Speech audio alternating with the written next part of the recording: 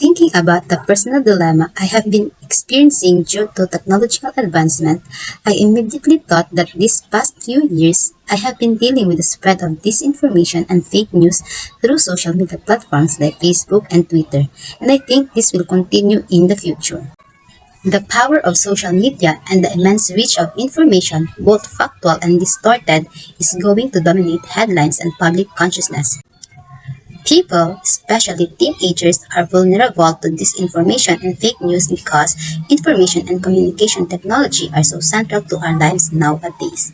Teenagers tend to spend a lot of time watching televisions, playing online games, chatting, blogging, listening to music, posting photos of themselves, and looking for other people to whom to communicate online. They rely heavily on online information for understanding of the world and how they perceive reality. Information is shared using social media. The information may be factual or distorted. Legit information can be difficult to find, but it is almost certainly available on the majority of national and local news profiles. However, misleading information can be intentionally or unintentionally spread. Misleading information spread on purpose can be done as satire or to elicit an emotional response. Untrue information is also spread unintentionally by thousands of social media users. Users of social media can share or spread information that appears in their news feeds without checking to ensure the information is accurate and true. Many parents lack the technical skills necessary to monitor their children's online activity or educate them about the risks that they may face.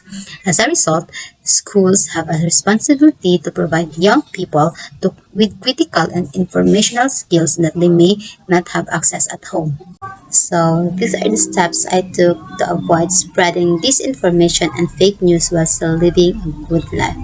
First, before sharing any content, I double check, if not triple check the source. Then, I Google the headline to see if the story has appeared in other trustworthy publications. Checking sources is especially important during times of national tension when tempers are running high. Special interest groups frequently plant false stories to fuel one side or other of a social crisis. Look for sensational stories that mix real news articles with completely fabricated stories to appear credible.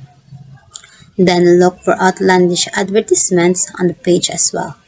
Then examine the story closely to see if it is a sponsored post. Websites that appears to be a legitimate news site but are sponsored by special interest groups are becoming more common.